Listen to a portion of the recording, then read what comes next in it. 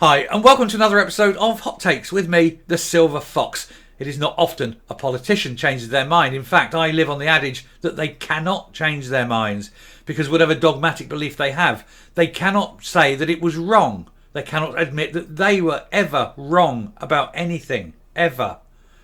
And so it comes almost as a refreshing change when a leading politician admits that something that is blatantly obvious to everyone, but that which politicians have for some time now denied is in fact true, and he's come out and admitting it. And what Kier has said is that 99.9% of women don't have penises. He's almost right. It's 100% of women don't have penises. Yes, some women may have had an operation. They may have taken some flesh from their arm, fashioned it into a tube, but that's only so they can have a wee when standing up. Whatever they've got attached to them certainly is not a penis. Now, why the change? Well, I think it's fairly obvious. And this is where Scotland has led the world. He's looked north of the border. He's seen the infighting in the SNP. He's seen the confusion. He's seen the loss of a leader because 99.9% of Scots reject the idea that men can be women and women can be men. And he said, that's not for me. And I think this is where Scotland has led the way. They led the way into the argument, but the Scots people have rejected it and pushed it back. And I think he's now seeing that he can speak freely. He can admit what he believes all along. The man's not a stupid man. He's just tied himself up in dogmatic talk of, equality and equity and we must treat people fairly. But then he's seen the rules of the laws of unintended consequence play in, where all of a sudden you're getting grown men competing on a field of sport against women because nobody has the balls to say that it's wrong. But now he's starting to change his position. I don't know. Has he grown common sense? Is it possible for a socialist MP, a socialist politician, to actually show any kind of common sense? And I'm not picking on socialists here. I think any MP, there's very few of them with a common sense because none of them live in the real world that which we inhabit. They all live in their ivory towers surrounded by wealth and privilege and elitism. So it's nice to see some of them actually realise what's going on the ground. We'll take a look at this article and see why all of a sudden Kier Starmer has joined the ranks of the sensible. I know, it beggars belief that it's happened. But anyway, here goes. So, Kier Starmer says 99.9% of women don't have a penis and stresses there shouldn't be a rolling back of women's rights in a trans debate as he scrambles for a position in the wake of the SNP meltdown. And he says that there's a lesson to learn from Scotland's recent rows about gender. So Kier Starmer has stressed there shouldn't be a rolling back of women's rights over this debate. The Labour leader, who's been accused of having a woman problem by one of his own MPs, warned against the creation of a toxic divide in discussing gender identity that advances the cause of no one. And he is actually right, and it seems odd for those words to come out of my mouth about Kier Starmer. For 99.9% of women, it is completely biological, and of course they haven't got a penis. Well, none of them have, Kier. None of them. Do you not understand how bodies work? He admitted there was a lesson to learn from Scotland's recent row over trans rights after Nicola Sturgeon's SNP government pushed ahead with controversial new laws. So Kier called for a reset in Scotland and acknowledged if you can't take the public with you on a journey of reform, then you're probably not on the right journey. The Labour leader has faced internal dissent over his stance on trans issues from Canterbury MP Rosie Duffield, one of the angels. I've got to say, Rosie, friend of the channel, she stands up and says things that need to be said. She has faced awful abuse and opprobrium. She's faced terrible anti-Semitism. She's faced sexism. She's faced insults and threats because she stands up and fights for what she believes. She fights on the side of angels. She fights for what's right.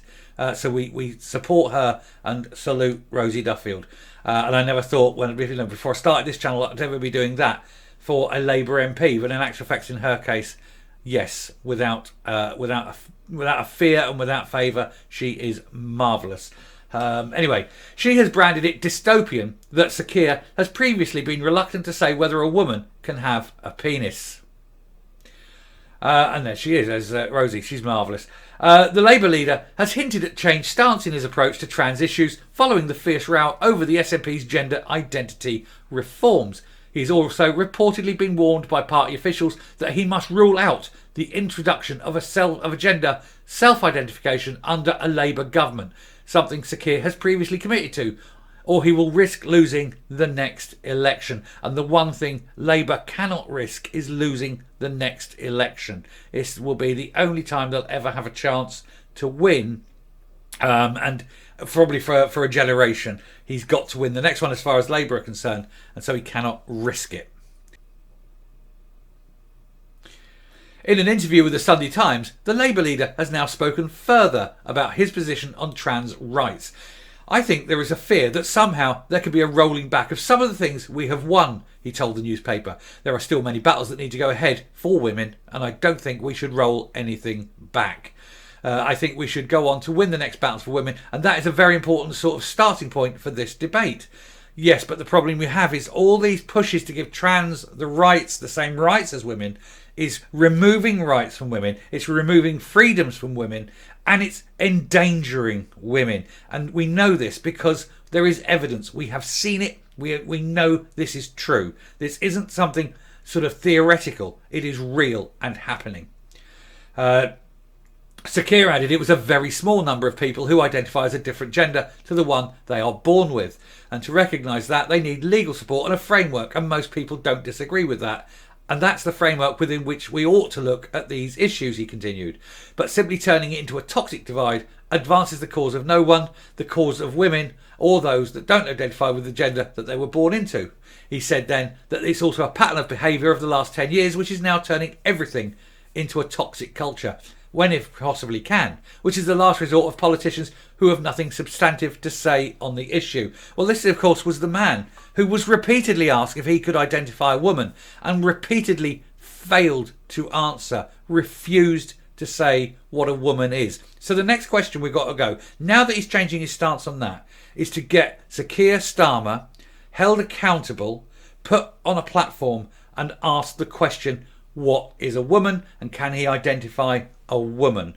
And until he can do that, these things that he's saying, laudable as they are actually empty and vacuous. He needs to be able to say what a woman is and define that, and also be able to put a definition in law so that going forward, no man who pretends to be a woman, no man who identifies as a woman can legally be a woman unless he is physically a woman. In other words, he cannot ever be a woman. He will always be a man. He can be recognised as feminine. He can be recognised for the purposes of going about his business generally. But he will not have access to women's safe spaces because of it. And that, of course, that is what is vitally important.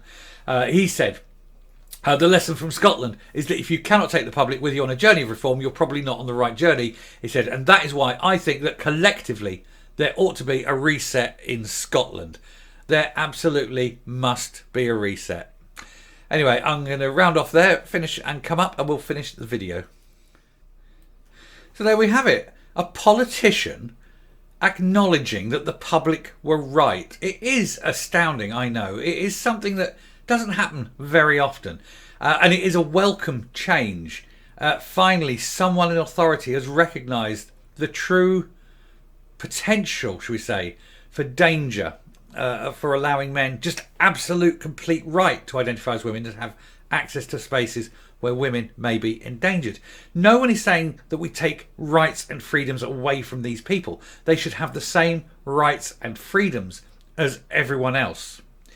But that does not mean that you have the right to impose on other people. You do not have the right to make them feel humiliated or degraded or embarrassed. You do not have the right to expose male genitalia to a woman who is not your wife. You do not have the right, or girlfriend, let's be honest, you do not have the right to walk into a changing room where young children should be and expose yourself to them.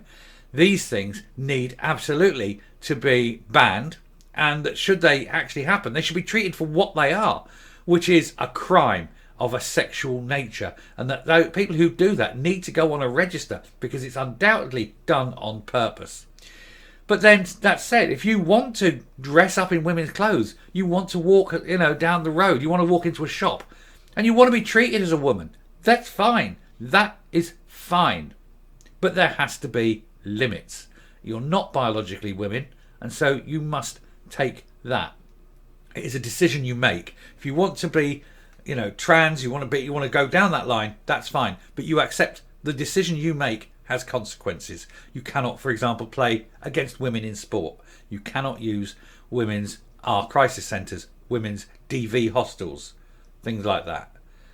And that is the only limitation. You cannot take rights, freedoms and safety away from women just to please a tiny minority. Anyway, that's my position on it, and that's where I am sticking, me and Rosie. So I shall round off. Thank you very much for watching. If you like what you see here on the channel, please hit that subscribe button right now. Ring that bell. Leave a like, leave a comment. Please share the video. And until next time, stay safe, stay well. Let's keep protecting women, and goodbye.